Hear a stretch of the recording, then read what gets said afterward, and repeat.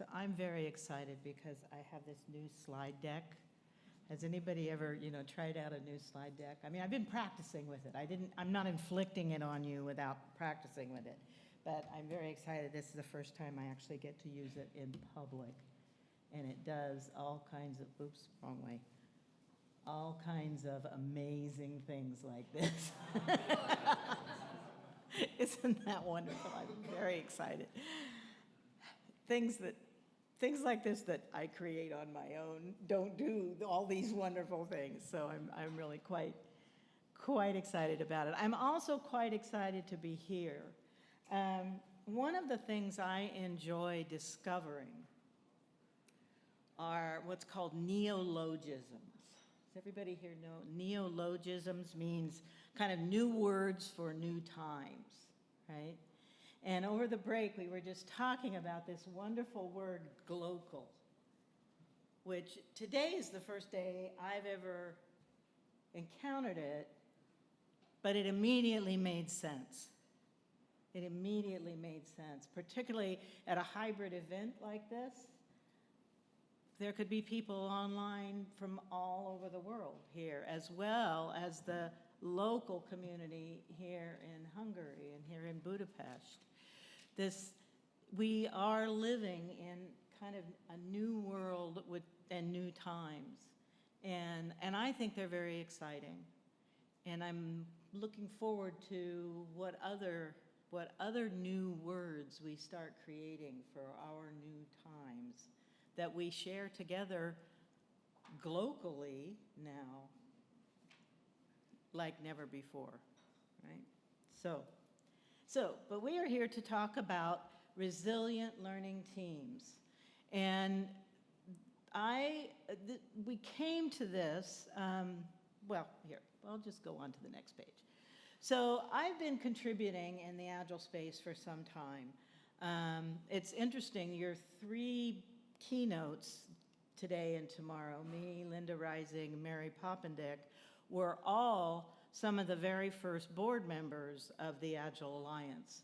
We share that in common. So we were around in those very early days, right after the Agile Manifesto was written, to sort of begin to help build that community. And so it's kind of fun to be at an event now where we're coming back together. We've seen each other over the years, but it's just fun to be at an event where we're coming back together. And the reason I'm bringing that up is that I was raised, I had a very strong grandmother, a strong mother, strong aunties, and also men in my life who focused on the idea that we are put in this world to make a contribution.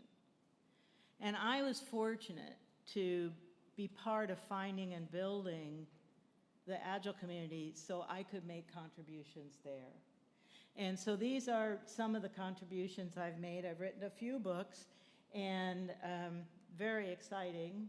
There's a new book coming out it's been only available for pre-order until now and through today. It actually starts shipping next Tuesday.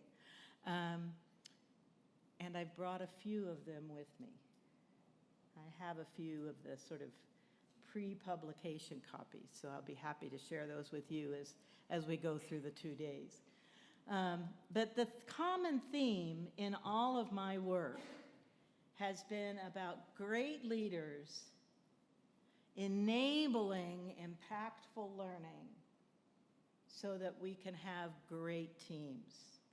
In a former organization I was in, our tagline was, we want everyone at every level of the organization to be able to say, I love my work, I have the best job ever. And that still gives me goosebumps when I say that. And I get even more goosebumps when I actually get to encounter clients who say, because of the work you've done with us, because of the contributions you've made here, I love my work. I think I have the best job ever. I can't wait to get to work and see my colleagues on Monday and find out what we're going to create next. It's a world that I would love to see that vision for everyone in the world.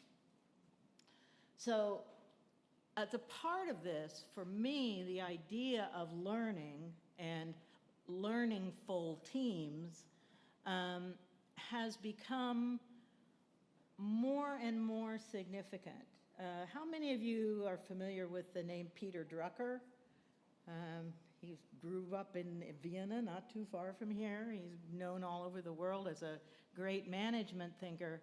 And he is the person who coined the term a couple of decades ago called knowledge work, to distinguish between the work that we do with our brawn and our hands, that kind of crafting work that we can do repetitively over and over again, to what he thought of as work we do mostly with our brains, thinking through things and researching existing knowledge and making sure that we're bringing all the ideas that exist in the world to bear on whatever our current problem is. And I think that idea has served us very well over the years. And I think we've moved beyond knowledge work.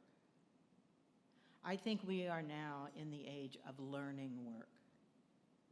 It's not enough to know what we were doing last year, or, I mean, it's important, but it's not enough.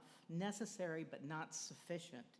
Now we have to know how to learn our way through the new problems that we are encountering. It's not enough to be able to say, I wrote this paper. Now we have to say, and here's what I'm working on now. Here's the next thing I'm trying to understand, right? So no matter what field we're in, I think that the impact of learning is becoming greater and greater. So throughout my career, these are the three themes. We want to have great teams. They need to have environments that help them learn collaboratively. It's not enough that any individual in our organization can learn. We have to know how to learn together, create what we call co-intelligence that I'll talk about in a minute.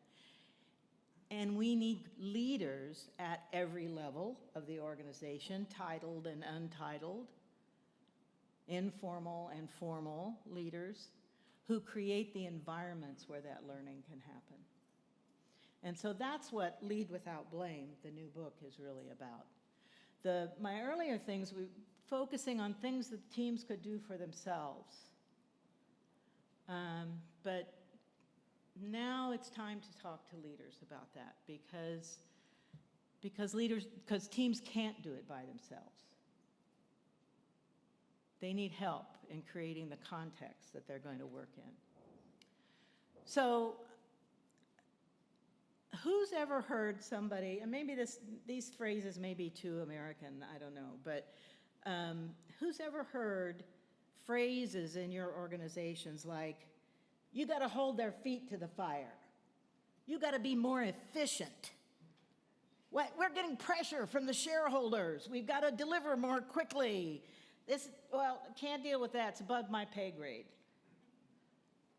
Let's make sure everyone's fully utilized, right? We tried that before. That never worked. Right? And there are others, phrases like that, that really reflect the fallacies that we deal with in our organizations that get in the way. Things we think that are so that just aren't, right? So they lead to some assumptions about humans, and they're not accurate assumptions about humans, which is kind of interesting because you'd think humans would understand how humans work, but it doesn't seem to work that way. So these fallacies are things like the fallacy of 100% efficiency and utilization over what's effective here. What is actually making the kind of difference we want to make, right? It's not that efficiency isn't important, it's just that effectiveness is more important, right? This sounds a little like the Agile Manifesto. The project focus, We're going to get these tasks done over the outcome focus. What is it we're trying to work toward here? Maybe that will give us more guidance than this task and that task and the next task.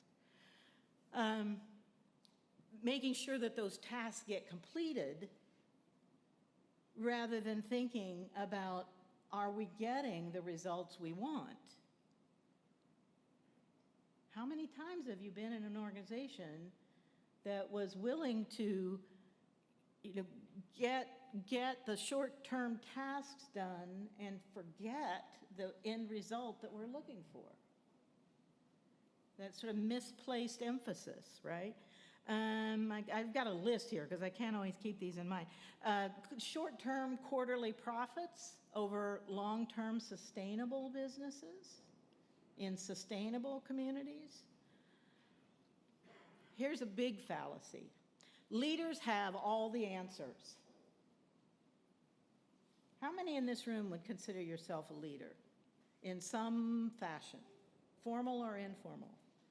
How many of you have all the answers? Right? We don't. Why do we pretend like we do, or that the next leader in line will have, right? Individual accountability for tasks over what's really the best performance overall that we need, which is probably going to come from teams these days, certainly in the environments that we're in. So anyway, leaders are caught in this trap of this kind of traditional mindset about how things work in organizations, the traditional sets of assumptions about how things work in organizations that just aren't so. And it's not like it's new. I don't think I'm bringing a brand new message here. W. Edwards Deming, many years ago, had his 14 points for management. How many of you have ever seen those? Right? And one of them is drive fear out of the workplace, right? Let's not use these punitive statements and these ideas that expect people to be something different than they really are to get because that's not really the way to get the work done. And the other thing is that it leads to these ideas around blame and shame and judgment, and we think that that's what's going to motivate people. How many of you have ever felt motivated to get something done because someone is wagging a finger in your face? Maybe for a short period of time, just to get the finger to go away, right? But longer term, what's the outcome of that?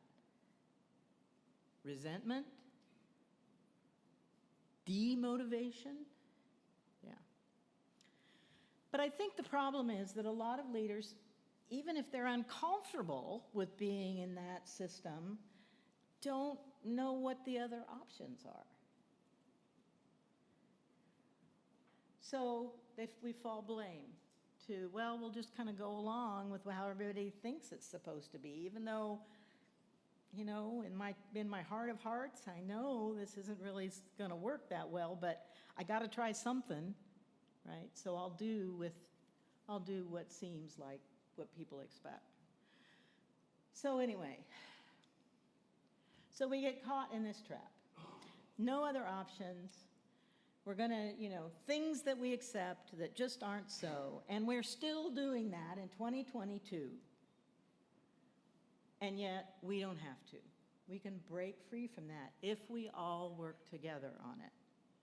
And if we look for opportunities to build teams of people from whom the next generations of leaders are going to emerge.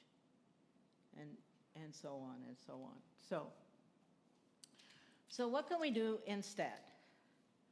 We can learn to observe and listen to the whole. So at the core of leadership through learning, which is this model, Tricia and I began, my co-author, Tricia Broderick, and I began looking at what did we know about our own leadership.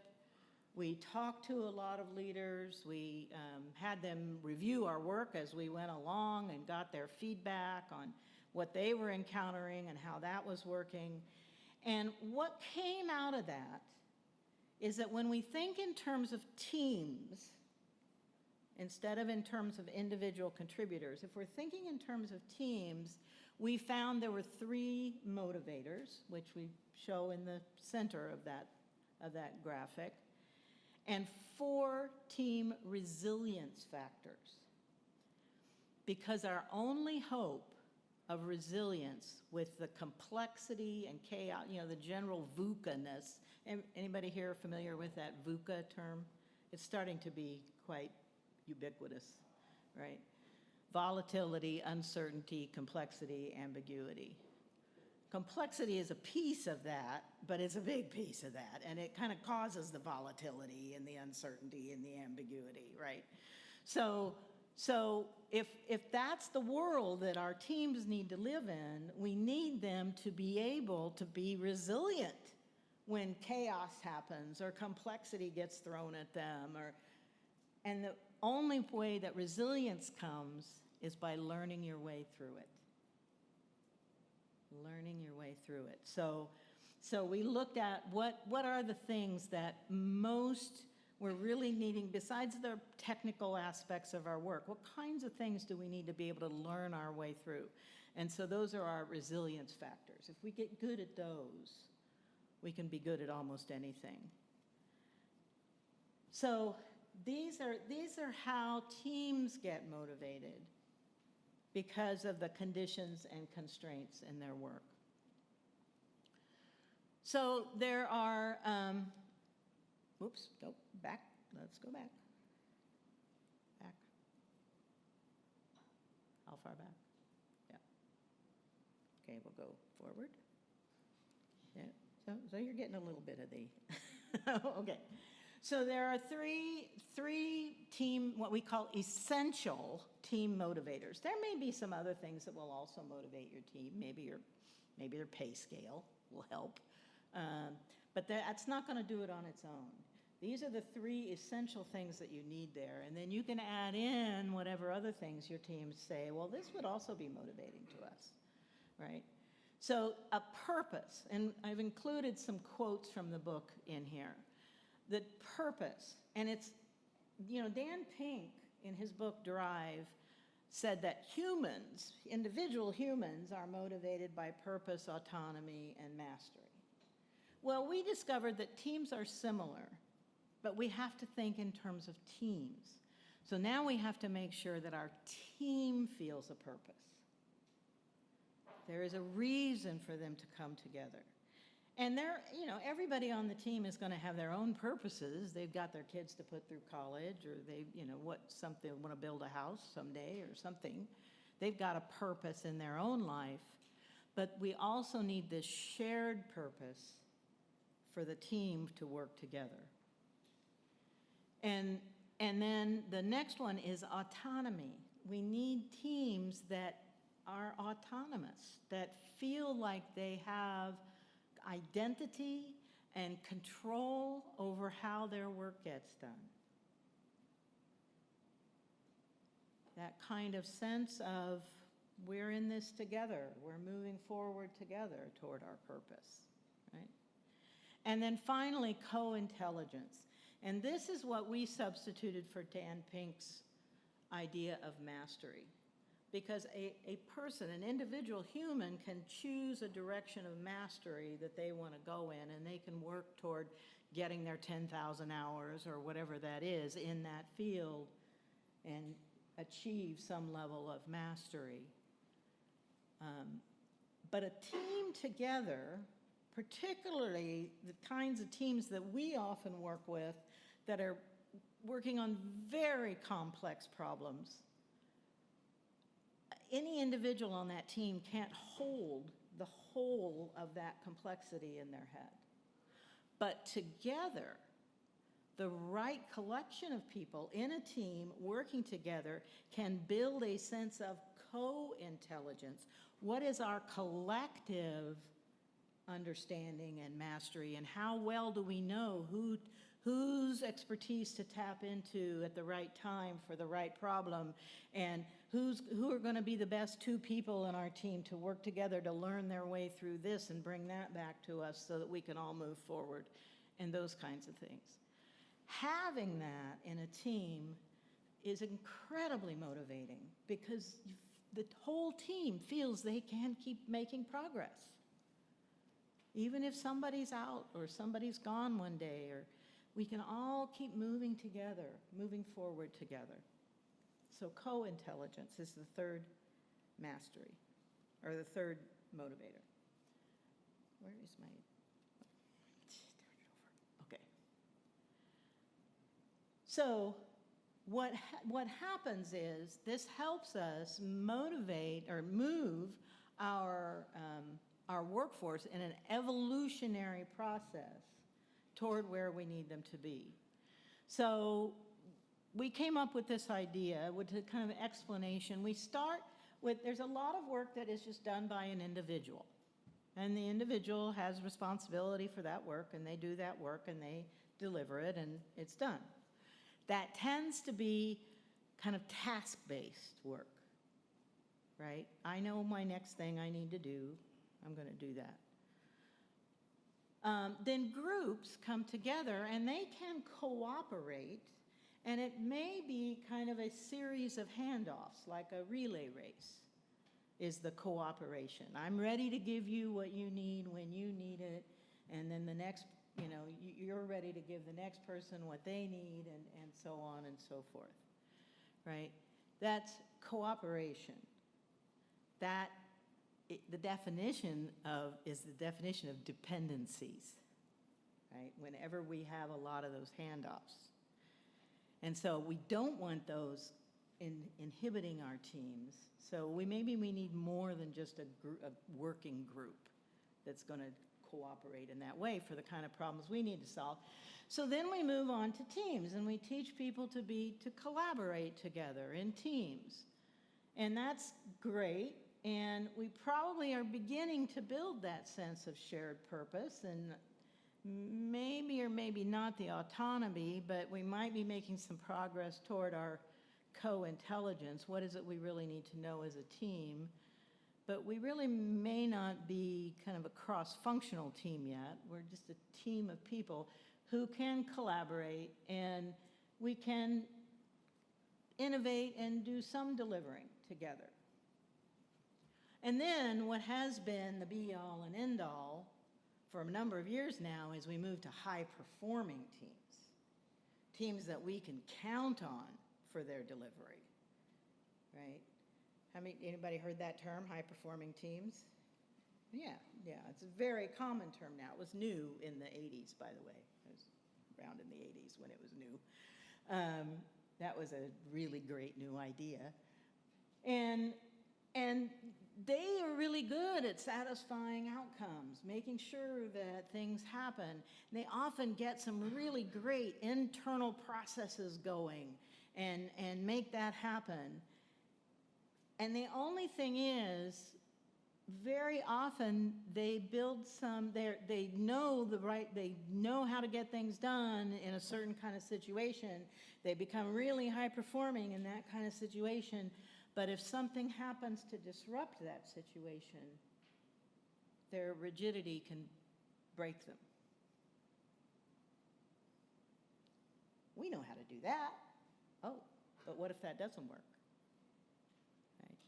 That's when you need resilient learning teams, which is kind of we believe is the next evolution beyond high-performing teams.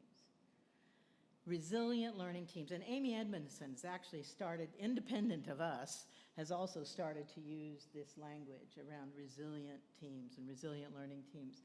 And this is when the team not only is doing all of those other things that high-performing teams do, but has the flexibility and the versatility and the ability to learn together and build their co-intelligence in such a way that they can be resilient in the face of change. Why do I keep turning this around? There we go. So, that's the motivating, essential motivators. Moving on to the team resilience factors, this is what we want to do to make sure that we are building that kind of learningful context, that enabling environment for these kinds of teams to develop. And so the collaborative connections, this is the part, and we dive very deeply into all of these in the book, but I'll just give you a quick overview here. The collaborative connection is the part where we really begin to form and nurture and sustain team excellence.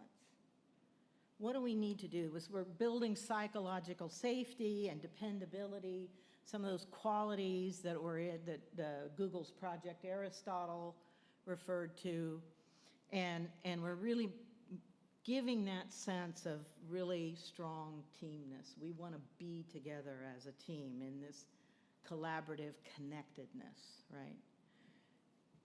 But we're humans, and we're always going to have conflicts. And, you know, conflicts are fine. We just have to know how to deal with them. And if we know how to learn our way through conflicts, so much the better. Conflicts are really amazing things. They arise when we have to deal with difference. And since no two of us are exactly the same, when there's more than one human present, we're going to be dealing with conflict. And sometimes even in ourselves.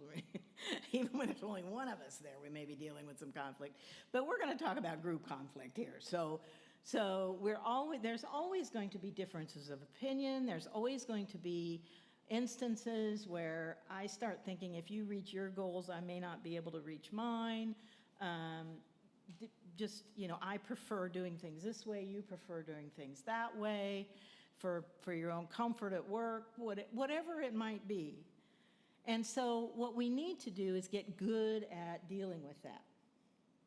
And that means dealing with conflicts when they're small, knowing what the techniques are for handling them as they're small, or if it's a creative tension that might lead us to new innovation, how do we encourage that? What are some techniques for encouraging that without making it destructive, right? So small bites, lots of interpersonal, peer-to-peer feedback across, and feedback of all kinds, system feedback, human feedback, and so on. And the leader's role in this is to be a role model for healthy, creative communication. So the expectation for all of us that are leaders is that we really amp up our ability to communicate well across differences. Which brings us to the next one, which is inclusive collaboration. And this is the understanding the role of and the impact of inclusion in performance. Whether it's just any random new team member, or we're really dealing with some significant differences, cultural differences, professional differences across cognitive differences, neurodivergence, all those kinds of things. So, but once we understand that diversity of all kinds is what brings us a greater number of options, we have the power of effective bystanders when something's starting to go wrong with our inclusion. And diversity makes us more resilient. We have a bigger bucket of choices to choose from. And finally, the last resilience factor is understanding power dynamics. Now, the first three are fairly common. You bump into those, the idea of building trust in teams and being able to handle conflict and be able to handle diversity, equity, and inclusion issues. We hear about those a lot. In the context of teams, we don't hear about the need to understand power dynamics quite so much. And so this may be the newest idea in this. And power dynamics, when there are humans present, there are always power dynamics present. Always. No matter what kind of structure we're in, doesn't have to be a hierarchy, can be a neighborhood. You know, there's still going to be power dynamics. The people who've lived in the neighborhood the longest are going to have some sway over the people who just moved in last week, right? I mean, there's always going to be power dynamics. And these can help or hinder. So we want to move from this up, one down, formal, informal, dominant culture over minority culture, unidentified where we don't know, there's a power dynamic at work here somewhere, but we don't know what it is. We want to move from those kinds of power over situations to power with situations. How do we build a greater sense of power and ability to move? And a lot of the folks that are working toward climate change are taking this kind of approach. So it's also not entirely new. So what's a leader to do? Well, we have a model that we call the 4 C's of leadership. And what we need to do is start checking our behavior for how we are being leaders of learning or learning leaders ourselves. So we need to be continually strengthening these behaviors around courage. Chip Bell wrote a wonderful article a number of years ago. He called it learning out loud. I love that term. Leaders have to learn out loud. We have to be seen to be learners. And that means that we are leading and encouraging discovery. We are admitting when we don't know things. But we're like, okay, but let's go learn it, right? We don't become overwhelmed by the fact that there might be an answer we don't know. We get energized and into inquiry about it. And that's what we role model. Compassion has to do with, a lot of people worry about their ability to learn. They may have developed some fears around learning. I did a tech talk with Esther Derby a number of years ago at a very large organization that will remain nameless right now, because it was an internal talk, and we were told not to leave any time for questions because no one would ask any. And we said, well, how are they going to learn about this thing that we're talking? We happen to be talking about retrospectives. How are they going to learn about it? And they said, yeah, but everybody's here has been hired to be the best and the brightest, so nobody could admit they don't know something. It made me so sad. Hire the best and brightest and then cut off their learning ability. It made no sense to me. Anyway, so we need to be able to, as leaders, show caring and patience and know that people are going to need time for learning when we're in this complex world, and have the heart to help that happen. And know, when we have to step back from it, but do that wisely. And then confidence is the confidence that the leader knows that we as a group, we can learn our way through any challenge. I've seen you do it. I know you can get there. What do you need from me to make that happen? Right? And then complexity, kind of just understanding and sharing, what does it mean to live in a complex world? What new possibilities might emerge? There's that whole old thing about the Chinese character for change is got danger and opportunity in it. Where's the potential in this disruption that's just happened in our organization? So the question I leave with you about this is, how are you embodying learning leadership, these learning leader 4 C's in your own leadership? Where do you do this? So there's some quotes from people who've read the book and that we asked to read the book because we respected them a lot as learning leaders, and some important takeaways, I think, from their experiences. Richard Sheridan says there's leaders everywhere, with and without titles, at every part of the organization, with or without permission. If you step up, you show those 4 C behaviors, you are a leader. Leah Breen, who's from the Department of Education in Michigan, says, you know, it highlighted the importance of shifting from efficiency to effectiveness, from coercion to collaboration. Lisa Atkin talks about when we have learning everywhere, when we have learning leaders everywhere, the organization gets more, not less. And I think that's a fear that is out there. And finally, Nadja Duke-Boone, who just actually took on a new role, it's no longer her job title, it says, you know, this is the path to innovation, productivity, and joy. Innovation, productivity, and joy. Those three things together. That's what she's found in her experience.